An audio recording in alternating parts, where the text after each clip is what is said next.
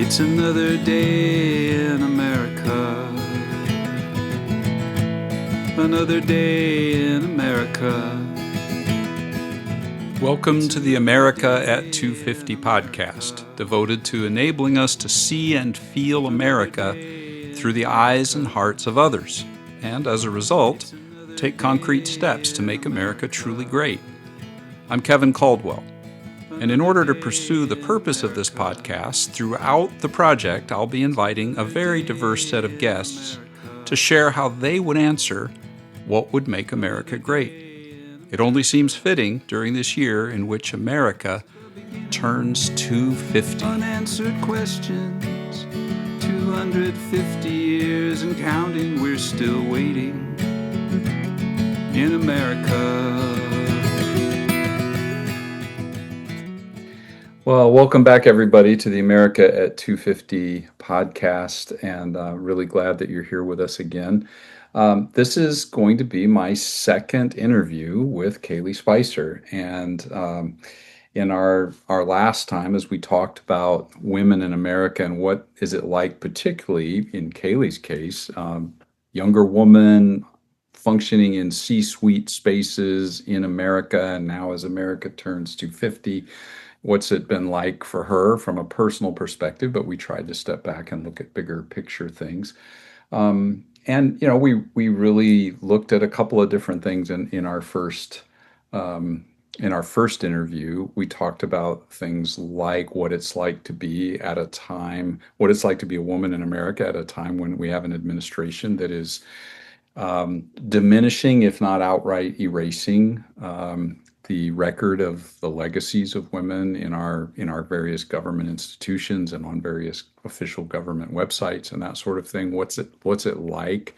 What's it like when things like the Epstein files are out there and the victims of that are just sort of left silenced and not really heard and listened to while perpetrators are protected? All that sort of stuff. What's it like? And we touched as well, because of the quote unquote Christian nation aspect of America, we touched on some of the toxic masculine versions of Christianity in our country and the impact of some of that. This time, we're going to turn the corner. We're going to start to ask questions about, okay, so what do we do? How could America maybe become great, or at least better?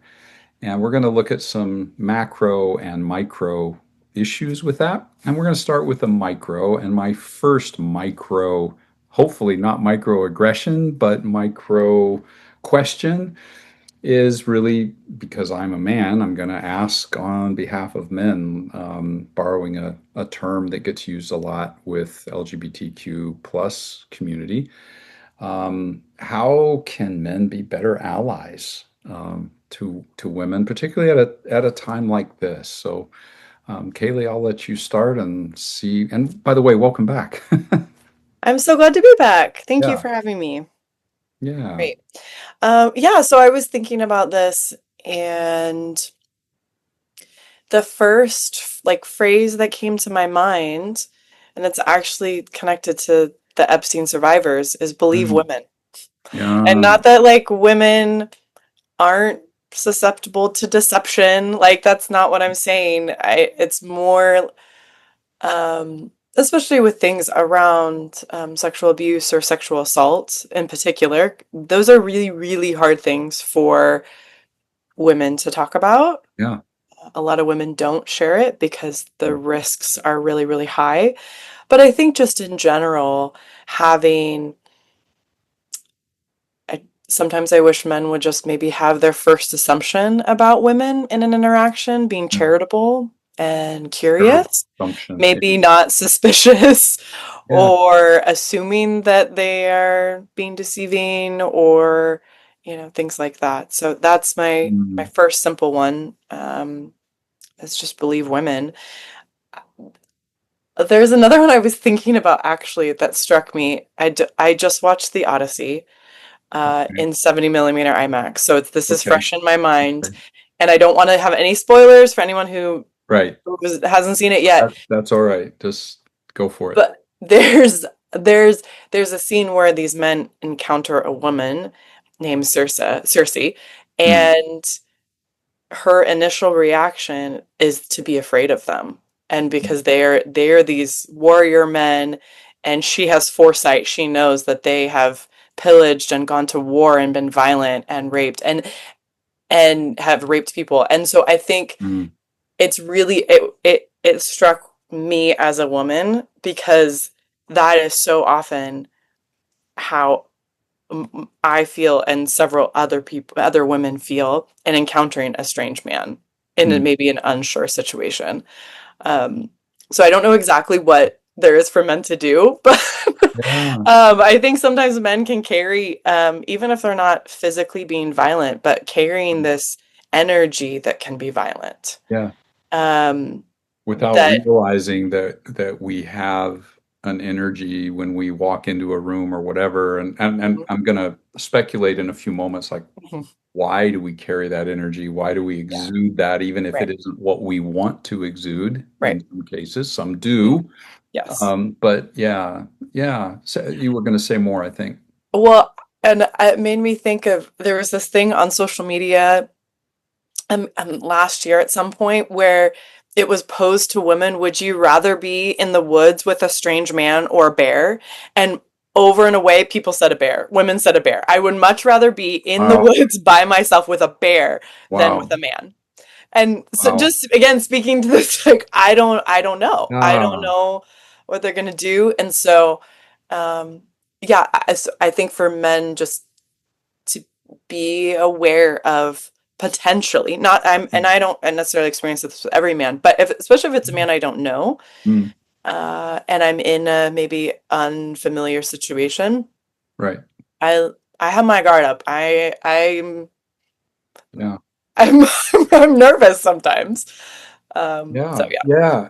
I mean, I think, and I want to kind of explore this a little bit. Mhm. And just for the audience sake, I had no idea what I asked. Kaylee knew ahead the kind of questions I was going to ask. I had no idea what she was going to say. I wanted that spontaneity. So this isn't something we've doctored and cooked. Mm. Although Kaylee is a good cook, but anyway, we found out in this case.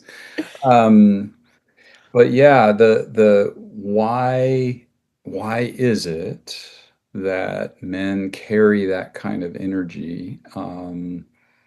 And I think the way I want to explore this a little, I don't know what you think about it, and I'm still figuring out what I think about it. Mhm. But I think the aspect of that I want to look at first is in the male psyche. Why do we do Mm. that, as Mhm. opposed to why do we come across that way Yeah. to women?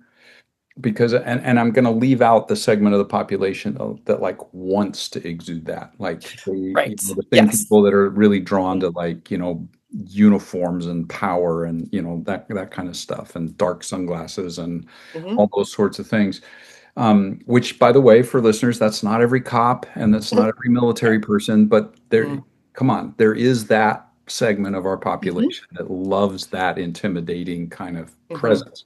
Yeah. But I want to actually focus just kind of, I don't know, for one of a better terms, for normal guys that don't think of themselves that way Yeah. Right.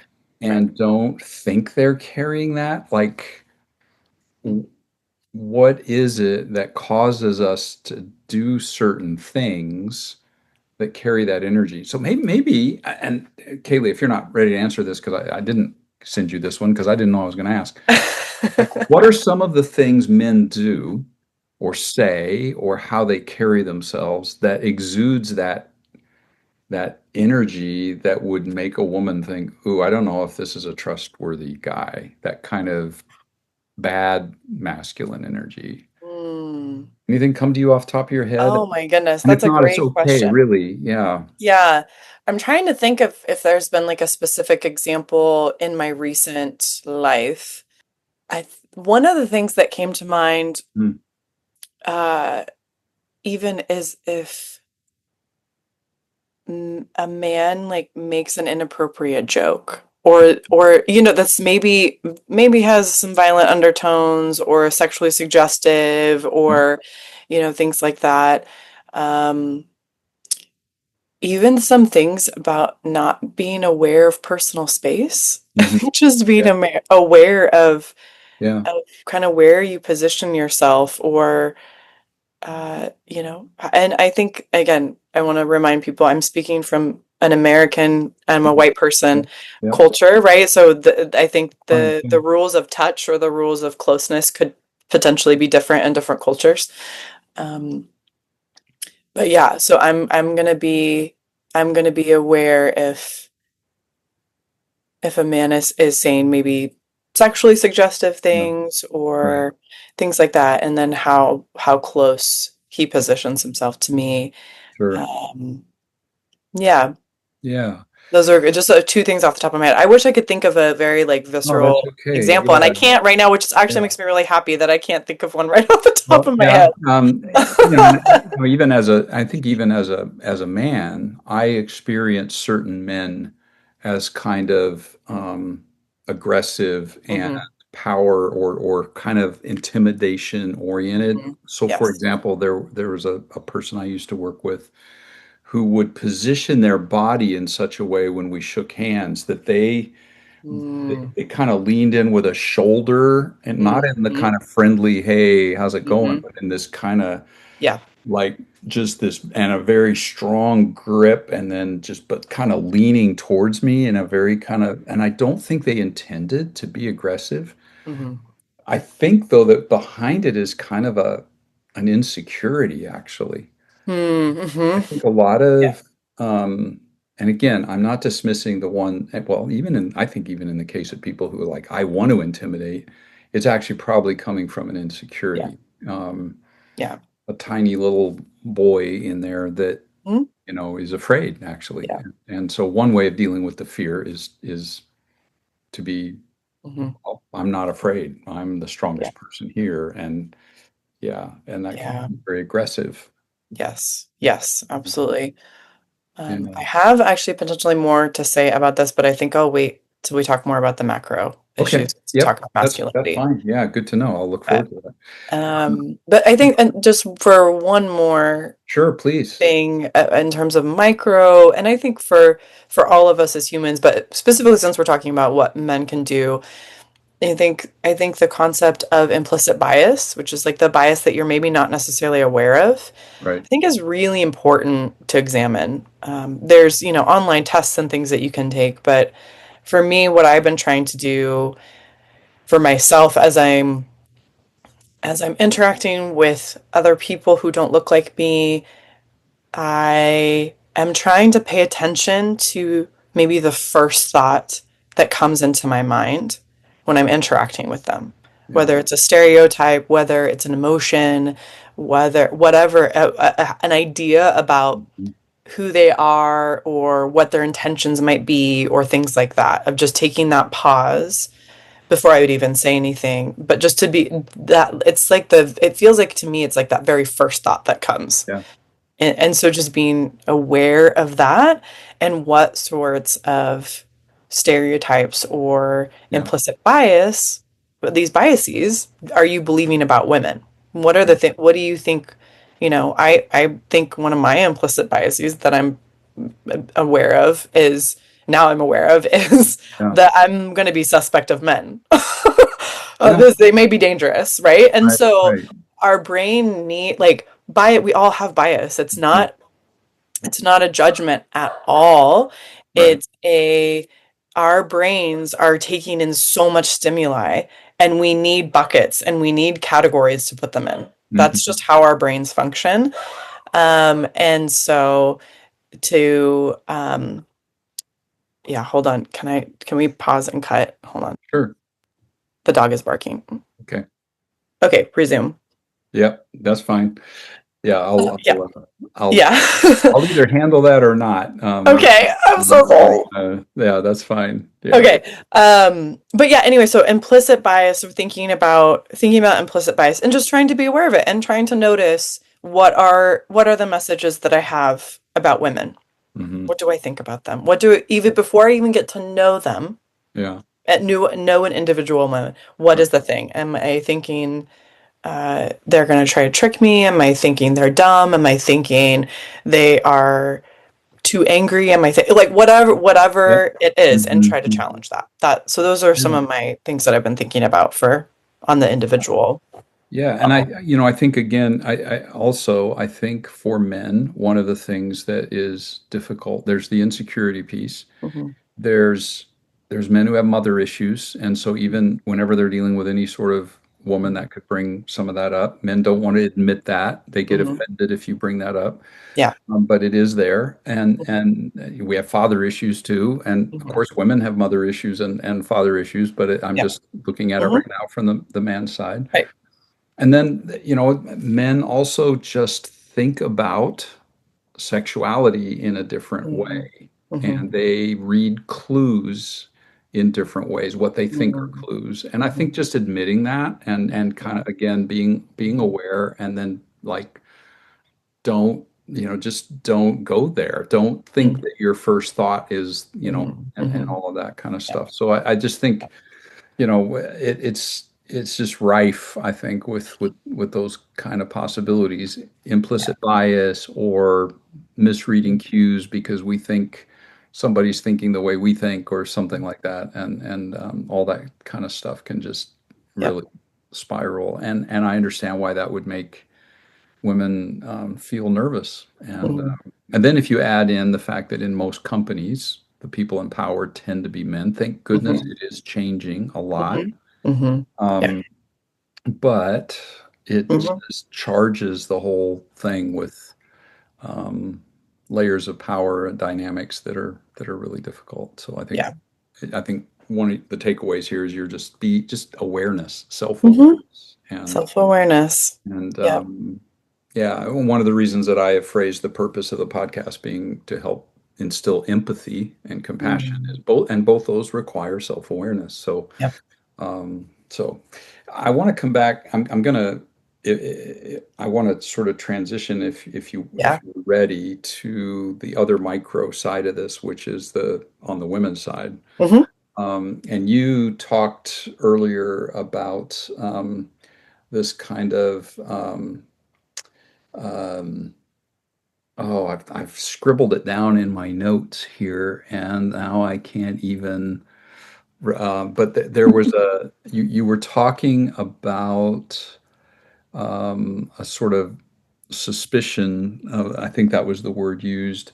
But I think I'll just phrase it the way I was Mhm. going to phrase Yeah. it instead of trying to bridge from something you said Yeah. earlier. You're good. But it was a great bridge. But it has to do with the fact that I think, just as we were talking about men being allies, I think there can be a way that women internalize certain messages about themselves, Mhm. whether that's from society or from men, that Mhm. can make, can make it difficult, and in a sense, kind of make them cooperate sometimes with the Mhm. systemic male prejudice against Mhm. women, or male assumptions about women. And so, anyway, let's transition over there. We don't have to talk about that right away, but I want to get to that.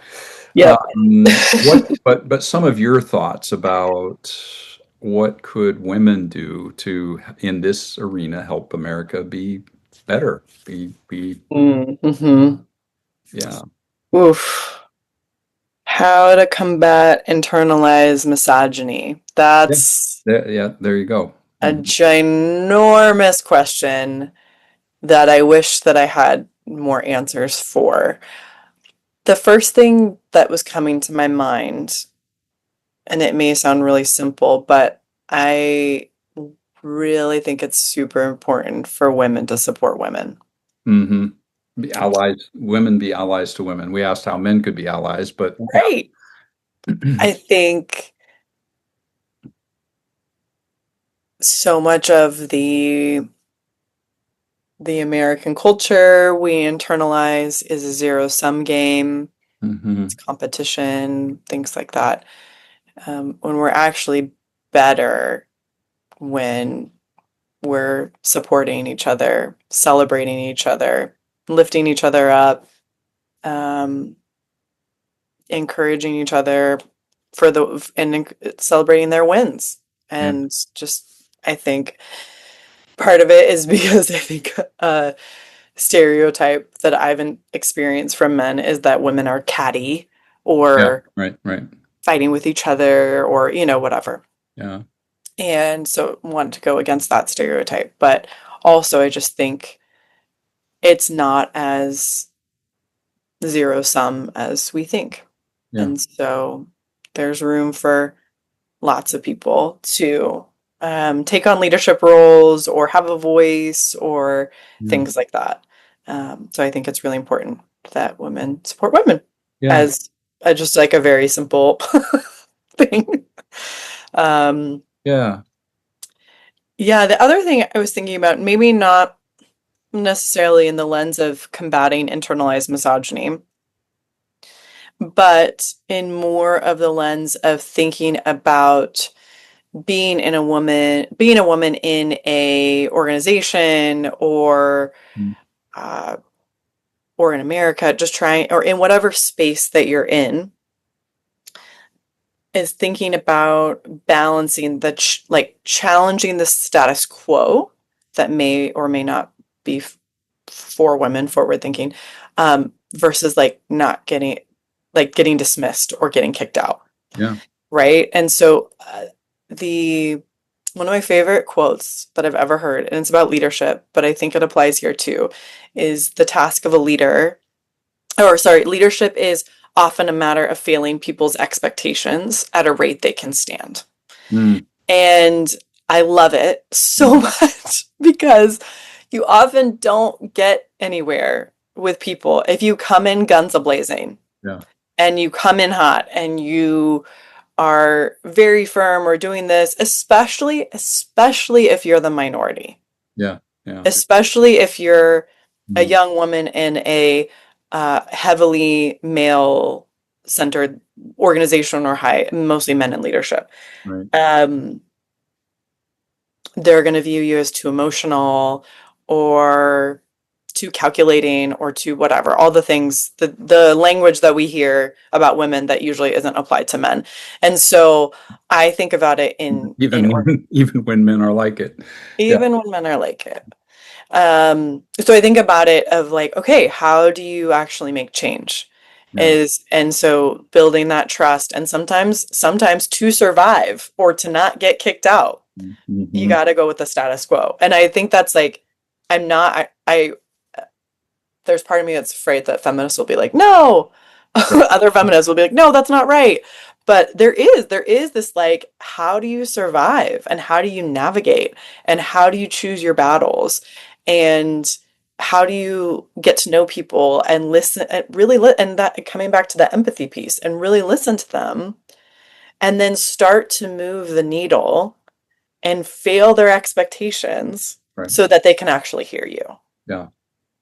It's kind I of don't like, know. yeah, it's kind of like, what are I'm going to use the word compromise, even though that can be a Mhm. very negative term. It's what are the Yeah. short-term Yes. compromises Yeah. that might get me to the long-term pure Mhm. ideal that I don't lose sight of. I Yeah. don't want to let go of the pure ideal, Mhm. but maybe there's some short-term compromises. Mhm. There's also, unfortunately, the fact that whether it's people of color, Mhm. people with an accent that's Mhm. different than Yeah. whatever the majority in the Mhm. company is, women, age, Mhm. there is a reality that if you don't fit a certain demographic, which, is tends to be mine, older white male, Yeah. straight, Right. Right. um, there you just have to earn it more, Yep. unfortunately. Mhm. And this is the thing about privilege that people who have Mhm. privilege don't seem to recognize is that you're Yep. actually granted a lot of presumed Mhm. stuff Yeah. without having to prove it. Yep. And I think a simplistic, non, it's kind of outside the frame that we're talking about here. Someone who says, "Oh, I graduated from Harvard," Mm. you're immediately assuming an intelligence level Mhm. that they may not approach anywhere Yeah. near, Yeah. right? Mhm. And someone who, oh yeah, whatever, Pasadena City College, oh, Mhm. they may be their IQ level and their knowledge may be Mhm. far beyond the Harvard grad. But Mhm. we presume, and that's kind of how privilege works, right? Like, oh, Yes. there's an older white guy. right. in leadership, and Hmm. here's Kaylee Spicer in leadership, right? Hmm. So you just have to earn it Yeah, more. right. And you have to, I don't agree with that for my yeah, listeners. I'm not right. saying, Hmm. Kaylee, you have to earn it more. I No, don't agree with that. I'm just saying that's the reality, right? yes. Yeah. And speaking from personal experience in the last job that I was in, I felt like I had to watch myself, watch exactly what I said, how I emoted, how I wrote emails, everything so much more Yeah. than my male counterparts in the C-suite. Yep. I, and it's a lot of energy, It's a lot of energy. Yeah. a lot of energy. And I wish that they would take a little bit more. I wish I could like use a little less energy to do that kind of stuff. And I wish they would use a little more energy Yeah. Yeah. to think about how they said things and how they typed things and things like that. Yeah. But they don't have to. They can get away with it. Where I didn't ever feel like I could. Right.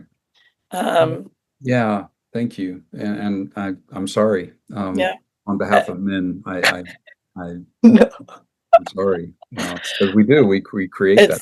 yeah, it's what it is. Um, So which is, I think, so I'm going to ask a question that could be loaded. You talked earlier about feminists are going to hear this and they're going to get angry at me. I'm going to ask a kind of loaded question because okay, I know, and so let me just preface it this way yeah. for my listeners. I think you know me well enough, Hmm. but I understand, that male and maleness, femaleness are as much socially constructed as anything else. Hmm. And that the qualities we think of as, oh, that's very masculine, this is very feminine, and Hmm. he's effeminate, and oh, she's very masculine. Right. All the social construction and all that kind of stuff that goes into that. But even with that, let's assume that even that what I'm about to ask, we assume that some of that's in play. Okay. Hmm. But as we think about women in leadership and men in leadership, what are some things that men could actually learn from women leaders and the way women lead? And again, I realize that some of the way women have learned to lead is partly social conditioning and having to work in a certain environment to get certain things done in a way that men don't have to navigate. But that's Hmm. taught you something, Yeah. right? That's Yeah. like you've learned some stuff. Hmm. Anyway, what are some things that, that men can learn? Hmm. Hmm. All y'all. Yeah, that's a great question. Again, audience, I did not warn her about this question. Uh, it's interesting because I'm trying to think back actually through the female bosses that I've had, Mm, and even trying to parse out what are the things that are quote masculine or what are the things that are quote feminine about their leadership. So I'm like running through that in my mind. When I think of, again, kind of putting it in buckets because that's what we have yep. right now as we're talking about these gendered ideas. Mhm. But oftentimes female leadership tends to be more relational, Mhm. is what I've experienced. Mhm. More space to not just focus on what's the to-do list, but who you are, informing who you are, and wanting to know who you are. Yeah. Um, Kind of how are you showing up today in this meeting right mhm. now, where we Yeah, have to deal with these operational issues, but right. who are you today? How are you? Yeah. Yes, yes. And just giving people that space if they want it Mhm. to breathe and be, Mhm. um, instead of just on the task. And to be clear, I've had multiple male bosses who have had this sort of like feminine quality. Um, and I think there's also something really helpful, what I've seen for female bosses who are mothers. Yeah. It also like there's this like quality, not just like quality of motherhood that many mothers have, but also an understanding for mothers who work for them Yeah. and get it. Yes. That's right. Whereas Get, yeah, like men and dads don't necessarily get that. Yeah. right, right. So yeah, the often the mental load, I think I talked about it last episode, but often the mental load that working moms carry is generally much higher than their male counterparts if they're in a heterosexual relationship. Yeah. So there's a deeper knowing and understanding Yeah. of what that is. Now, I've also seen it where the older female boss has not been afforded the same Mm. understanding and Mm. then takes it out on their Yeah. subordinate because they didn't get it. So It's why, instead of like, so there's some a of that too. human thing, right? We Yeah. joke about the old boys club. So I Yeah. think with men, there's a similar thing. I had to earn it. You're going to have to Mhm. earn it, Yep. Yeah. So no, I'm not going to advise you on, Hmm. there are bad Yeah. mentors and bosses like that. Right. Right. Right. So it's not necessarily It's perfectly human. translatable, but Unfortunately, it's a human thing. mhm. Um, but I think too, going back to the fact that, again, acknowledging that some of these things can be socially constructed. Hmm. I think I think part of that means that at least, women that I've worked with who are in leadership who have not tried to emulate quote unquote masculine traits in their leadership, Hmm. because I've seen that too. Hmm. But because they had to survive, maybe Hmm. that's what they Yeah. thought they had to do, right, to fit in. Hmm. But who retained their kind of sense of self, Yeah. again, whether that was socially constructed or not. And though that some of the things that I think men can learn, and I'll say this as a man who Hmm. from women in leadership and women generally, is some of what you've said. I think there is a willingness to lean into relational and emotional Hmm. textures even in a workplace that Yeah. men aren't sometimes comfortable to do. And sometimes if men do that, um, ironically, they might get praised for it. Look how sensitive they are. Hmm. And a woman might be criticized for it. Oh, that's just, we're not getting anything done because Hmm. Haley's so Yeah. relational.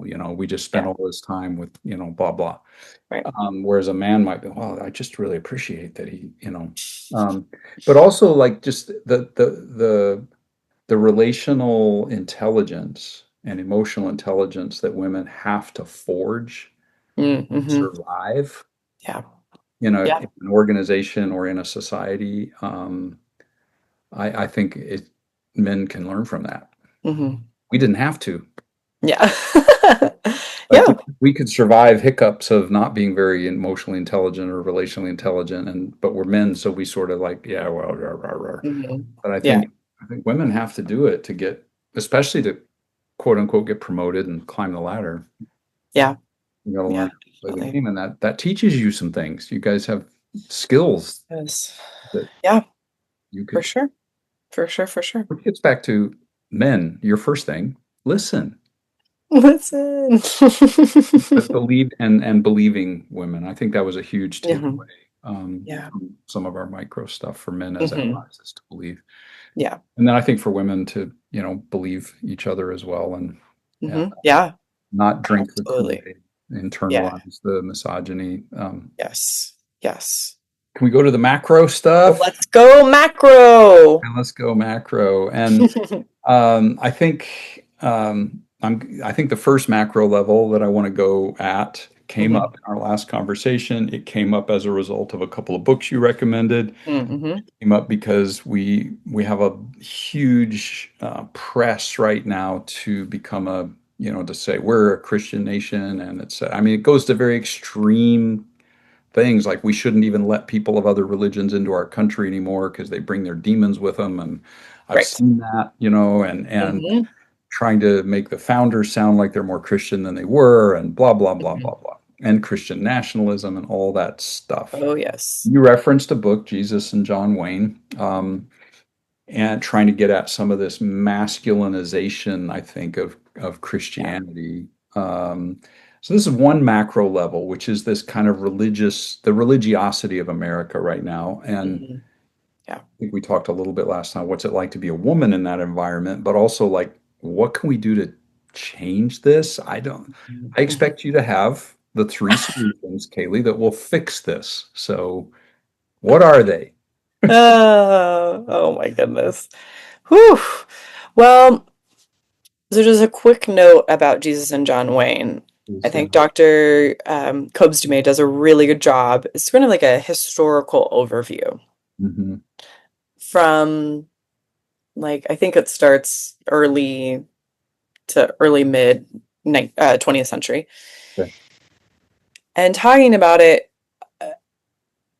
about this core of when men in America started transitioning from like physical manual labor to office desk jobs.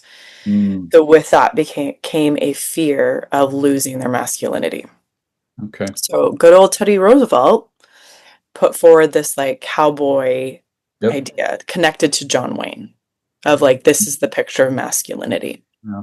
And so Dr. Coates draws that through line and over and I'm not going to go into all of it because it's a very No. dense book. It's a great book. It's easy to read, but it's a lot of information. Okay. But Mm, just how that concept started to incorporate itself in American conservative politics, in whiteness, in and then in the white evangelical American church.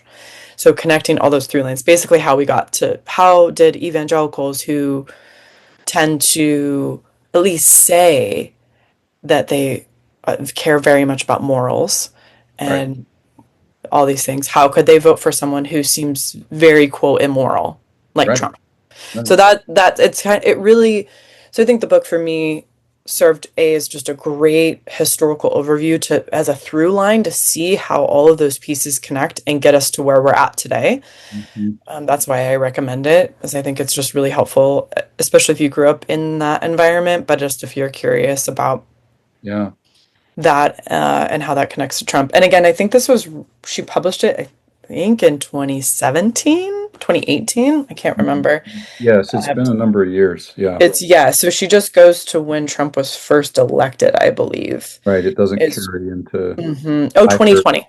Yeah. It was published 2020. So yeah, I would be really curious to see what she has to say over the last few Hmm. years. But so it's a helpful just understanding comprehension. There's not necessarily call to actions, it's just an understanding. But I think one thing that really struck me is how much white evangelical America and I would say masculinity operates out of fear, Hmm. out of this deep place of fear. So it's like from this place of fear of losing masculinity. Hmm. And so we need to have this image and we need to be in this way and our wives need to be in this way and they shouldn't be working and and they should be at home and sort of carrying these traditional gendered roles. Hmm. And yeah, and so it butts up against whiteness too. So it's all these things that have happened since Teddy Roosevelt, the civil rights movement, and women's rights, and DEI stuff. All the things. Like it's like this attack coming from this fear. You mentioned earlier, like a lot of some of these things with masculinity is like operating out of this hurt place or this out of this fear place. And that's like, oh my word. Like, Yeah. can we examine again? This comes back to I feel like so many things are self-awareness. But I just wish that we could see and spend time with our fears, especially fears about other people who don't look like us. Hmm. So with whiteness or not being Christian or women for men, right? Like where this fear and I think the Republican Party has really capitalized on Yeah. that fear, Yeah. Yeah. really Exactly. sadly. Well, and I think the fears get externalized, right, around people who are Hmm. different from me or Yeah. women, et cetera, and it taps into insecurities. But that fear is actually an internal thing. It's actually a Hmm. fear of my own inadequacy or my own neediness or my own failures or my own Yeah. fear of failure. It's actually all that stuff. Hmm. Then it gets pasted out on all these people that seem to threaten the false security that I can create. Because as long as there's not, somebody different than me threatening my Hmm. position or my job or whatever, maybe I can kind of control my environment to a certain state, Hmm. and Hmm. Yeah. if my wife is in these subservient roles and it's well, Hmm. then now I'm in charge. I don't have to be Yeah. afraid, right? And so Hmm. it's Yeah. yeah, it just it does play into all these things. I think Hmm. you're absolutely correct, but I think Yeah. that the the core is an inner fear, and it gets back to what you said Hmm. earlier, the self-awareness and Yeah. recognition. Yeah. Yeah. And I think another part of that as well is everything that she talks about in Jesus and John Wayne, and this idea of what it means to be a man, specifically a biblical man. There is a clarity to it. Hmm. Yeah. There is this clarity of this is how you be a man. Yeah. This is what it means to be a good biblical man, and this is how it means to be a good biblical woman. And there's like lots of there was promise keepers in like the 80s and 90s. There was all these things Yeah. that actually make it very clear. Something that conversations I have with my husband decently often is, how do you be a good man? Yeah. Like, what does that look like? And even thinking, because male and female, these are gendered, being a man and being a woman are gendered ideas. It's like, do we need how to be a good man, or do we need just how to be a good person? Yeah. Like, is there a specific help Mhm. or a specific advantage of how to be a good man in our society? Yeah. That's what I'm curious about. I don't necessarily have the answer. Versus just what if the question was how to be a good human being, right? Right. And so I think about it in the context of thinking about being parents Yeah. and thinking about how you might raise a girl and a boy. Yep. Um, and would you tell them different messages? Right. Or would you tell them the same message? I wouldn't want any kid, no matter what their gender is, um, to be kind and to be gentle and to, using Brene Brown's, have a soft front but a strong back. Yeah. Like there's things Mhm. where I'm like, that doesn't feel necessarily gendered to me. But I Right. also am wondering, in the climate, if there actually does need to be specific things about what does it mean to be a good man, but not having one answer. Yeah. Yeah. Hmm. Having lots of different answers, and that could look in lots of different ways. I think I'm not a parent, but like one of my like fears in my life is if I ever do raise a boy, like I don't want them to become like an incel, Yeah. like, Right. and hate women and be afraid of women or be Right. angry at them, or Right. things like that. Like how do we combat that as a Mhm. society? Those are the kinds of things that I've been thinking about. But I think you're really onto something with the fundamental question is how do we become good human beings? How do I grow as a human being? And whatever expression that is, Yeah. and whatever my sexuality is Mm. or my gender identity or Yep. all, which I Mm. know if some of my listeners who are more from conservative backgrounds hear all that, they're going, oh, he's already gone down the woke path. But not the war path, but the woke Yeah. path. The book. But I really do think that's ultimately it. And since we're talking about sort of toxic Christian expressions of Hmm. things, just using Christian roots right now for a moment for Mm-hmm. benefit of my listeners. So in Genesis, when it talks about being made in God's image, Hmm. it does mention men and women. Hmm. They're both made in God's image. So Yeah. God has all of that, right? Right. And then, and if that's the image, then how do we live in keeping with the image? What's the Mhm. character of God that we're trying to grow into as human beings? Yeah. And just today, I was meditating on.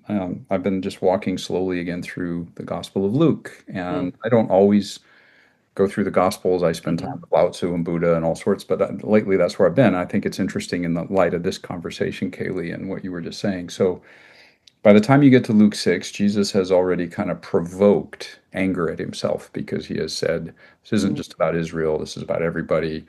Mm. Favored status is going to be granted to everybody. And people are getting angry. And he's doing stuff in the synagogues that make him mad. And he's like, people are really angry at him.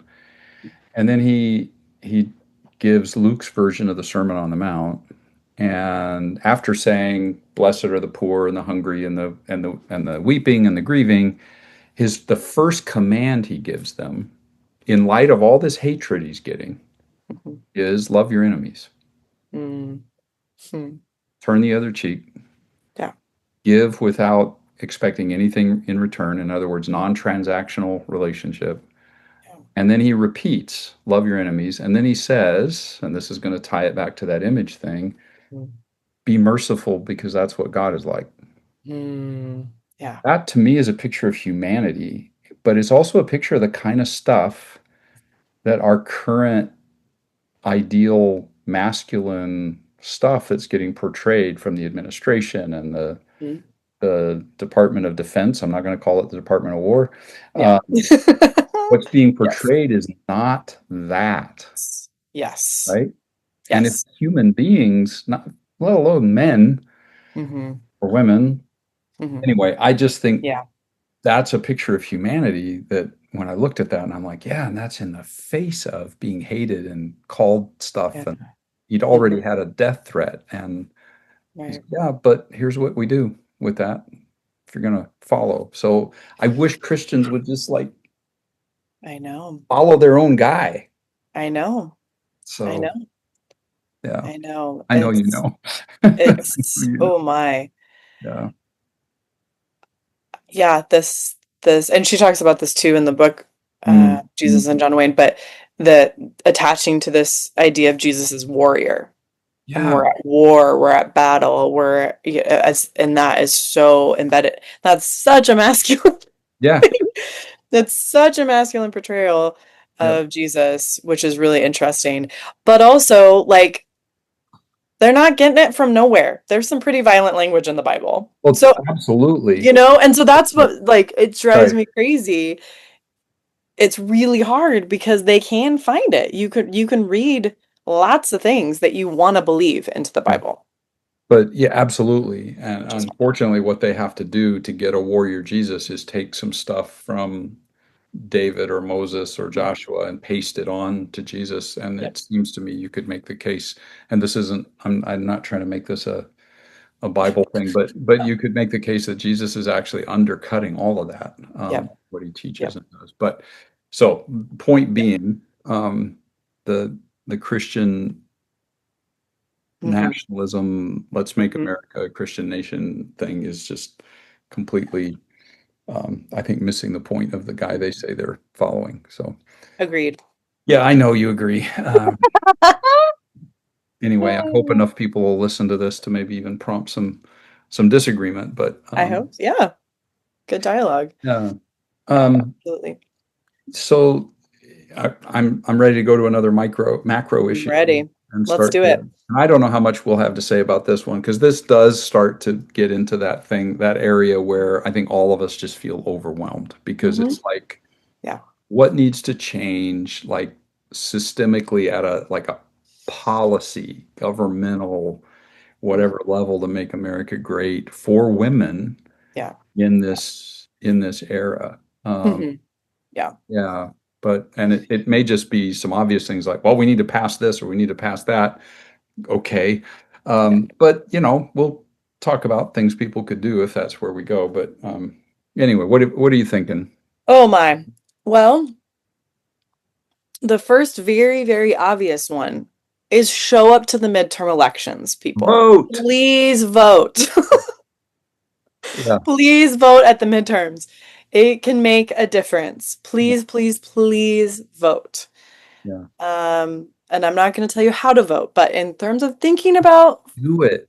Right. voting for women, Hmm. look, doing your research about candidates and about props, and what are the props that are prioritizing reproductive health, maternal health, Hmm. childcare, um, healthcare, Yeah. all these sorts of things. I have been a foster parent, and so I've seen the system up close, and it's rough. It's really, really rough. And I have Yeah. fostered a child in California, which has a ton of resources Right. for moms and babies, and Right. it's still really rough. It's really, really hard. And so yeah, things at the policy and funding levels that can help women and children Yeah. will help women.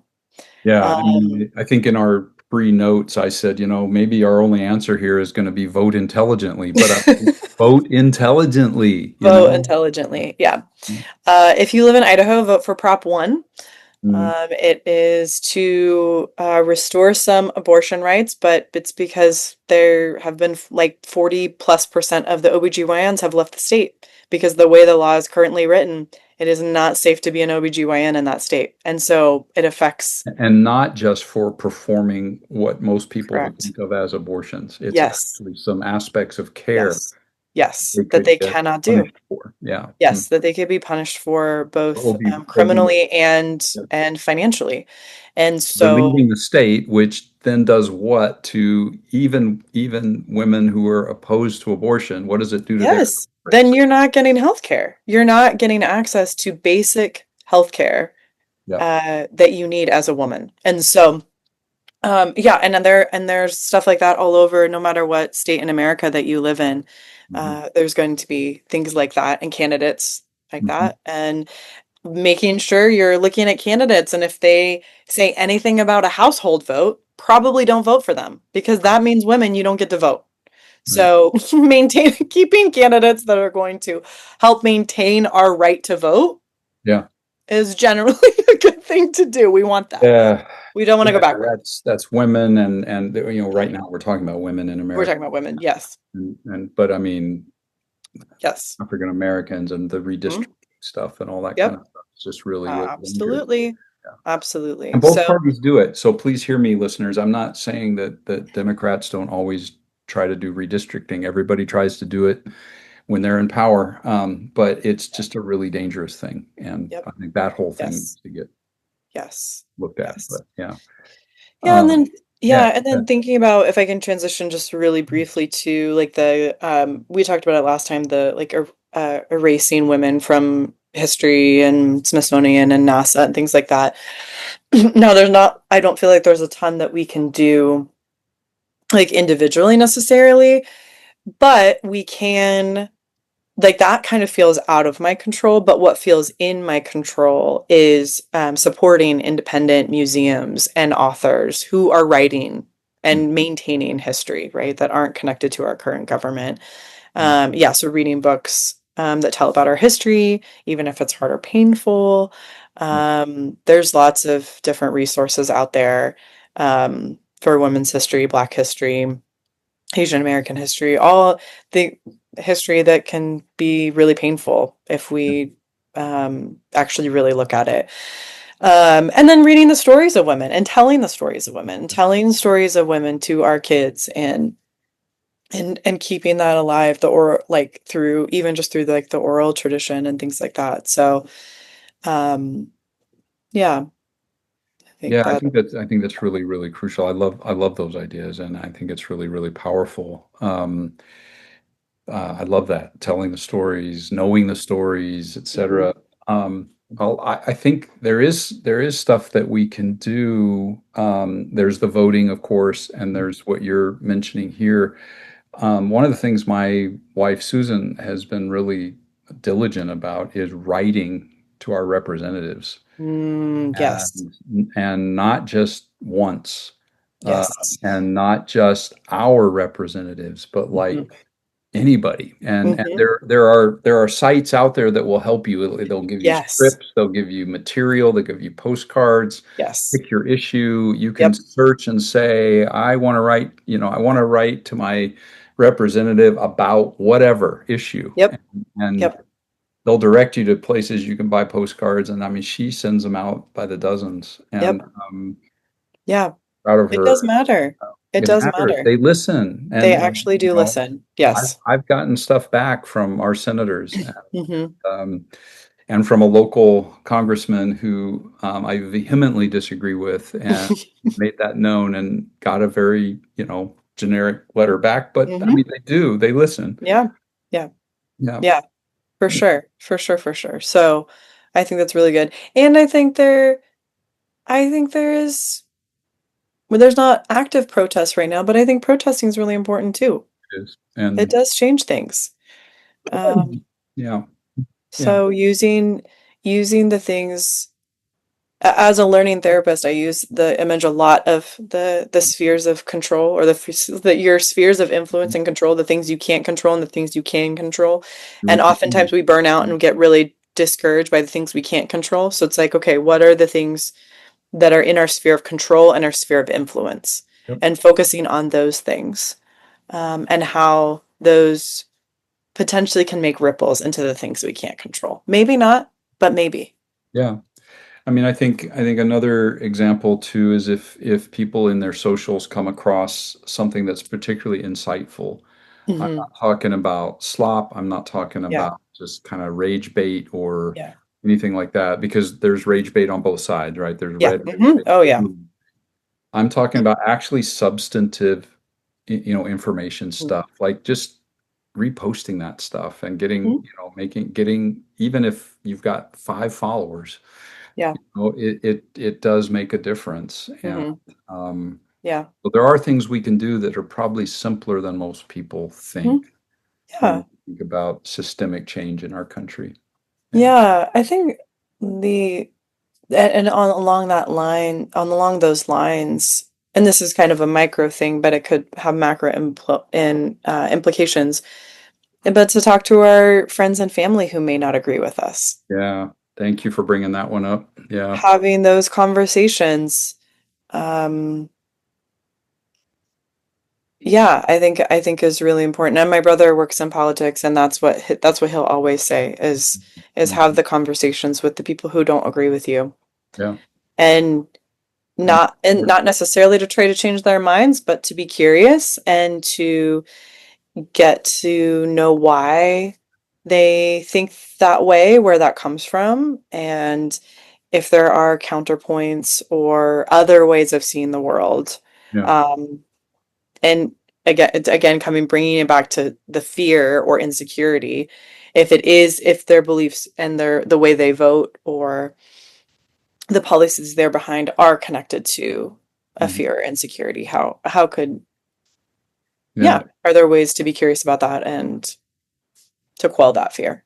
Yeah. I don't know.